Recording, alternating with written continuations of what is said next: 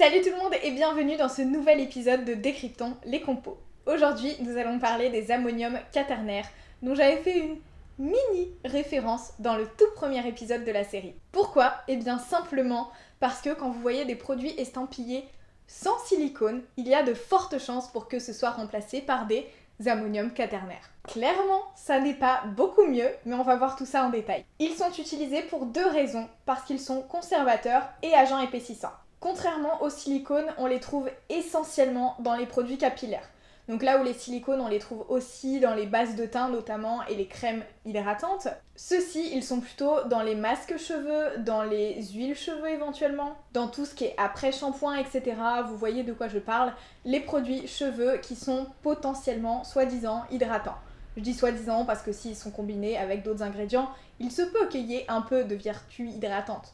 Mais bon, voilà, si le principal c'est de l'ammonium quaternaire, on va voir que c'est pas fou. Depuis le début de la vidéo, je vous dis ammonium quaternaire, mais pour parler de ces ingrédients, on peut aussi dire quaternium, voire CATS. Moi, c'est comme ça que je les ai découverts. J'avais lu un article qui disait que les silicones étaient remplacés par les CATS.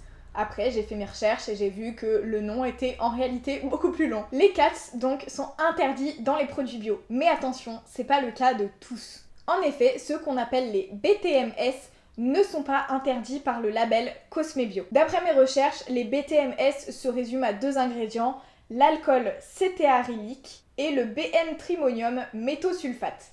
Donc je vous marque ça ici, voilà, si vous voulez checker vos cosmétiques bio, vous pouvez le faire. Et pour les autres, normalement, c'est tout bon. Alors, comment les reconnaître ? En général, ce sont quaternium avec un chiffre ou polyquaternium avec un chiffre, mais il y a aussi certains ingrédients qui finissent par monium, qui sont des ammoniums quaternaires. Donc oui, effectivement, l'auryl sulfate, c'était dans les sulfates. Bon voilà, hein, c'est un peu compliqué et un peu poreux tout ça. Mais si vous voulez être sûr que c'est un CATS, normalement on a un mot qui finit par monium et parfois après le mot chloride ou bromide. Voilà, ou alors un mot qui finit par chloride et un mot qui finit par bromide après. Ça fait beaucoup d'infos. Effectivement, par exemple, le cétyltriméthylammonium chlorure est un ammonium quaternaire. Voilà, alors qu'il y a ammonium et il n'y a pas du tout chloride ou bromide après.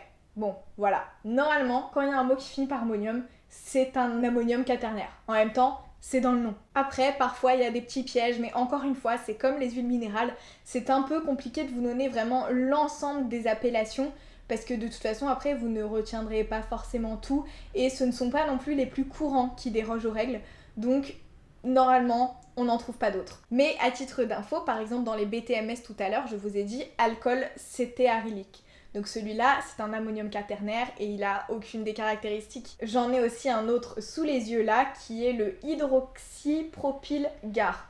Donc pareil, là rien à voir, mais personnellement, je n'ai jamais vu cet ingrédient dans les listes de cosmétiques. En tout cas, je m'en rappelle pas. Donc ça n'est quand même pas les plus courants quand vous apprenez à lire vos étiquettes, hein, clairement. À part ça, leurs caractéristiques se rapprochent beaucoup des caractéristiques des silicones, c'est pour ça qu'on les a remplacés par les ammoniums quaternaires, et notamment l'effet gainant, l'action artificielle, l'agent occlusif qui vous fait croire que tout va bien alors qu'en fait ça soigne rien du tout. Et ça c'était aussi le cas des huiles minérales.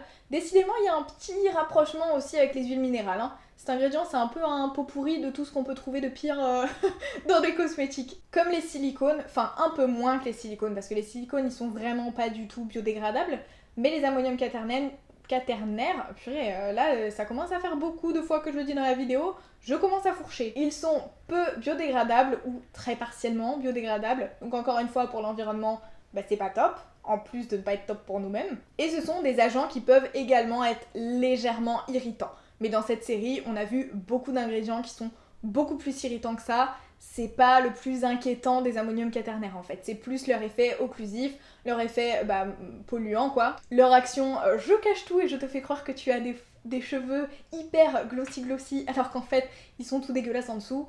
Voilà. Après, il y en a quand même certains qui sont un peu plus dangereux que d'autres. Par exemple, le C-trimonium chloride et le BN-trimonium chloride sont des allergènes qui sont avérés. Donc la loi a donné une limite pour ces ammoniums quaternaires, vous ne pouvez pas en mettre plus qu'une certaine concentration, sinon c'est interdit par la loi, hein. Vous ne passerez pas au contrôle des cosmétiques, clairement. Et à part ça, pour ces deux ingrédients en particulier, les procédés de fabrication de ces ingrédients sont hyper polluants et surtout algicides. Donc encore une fois, pour l'environnement, c'est pas top. Algicide, pour ceux qui n'auraient jamais entendu ce terme, en gros, ça tue les algues. Voilà. Donc en plus de polluer l'environnement sous toutes ses formes, ça pollue aussi la mer. Enfin, de toute façon, quand ce sont des matières qui ne sont pas biodégradables en général, vu qu'on les utilise sous la douche ou ce genre de choses, ça finit dans la mer, mais enfin bon voilà. En plus, le procédé de fabrication est algicide. Donc clairement, on a tout faux là, sur toute la ligne. Bref, voilà tout pour les ingrédients qui ont remplacé les silicones dans nos cosmétiques. En tout cas, qui ont remplacé les silicones dans toutes les cosmétiques mentionnant sans silicone. Je suis peut-être un peu mauvaise langue, peut-être qu'il y en a qui mentionnent sans silicone et qui n'ont pas d'ammonium quaternaire non plus. À vous de vérifier dans la liste des ingrédients. J'espère vous avoir éclairé sur ces 4. Si c'est le cas, n'hésitez pas à me laisser un petit like. Et si vous voulez voir les prochains épisodes, n'hésitez pas à vous abonner à la chaîne. Et moi, en attendant le prochain épisode, je vous fais des bisous.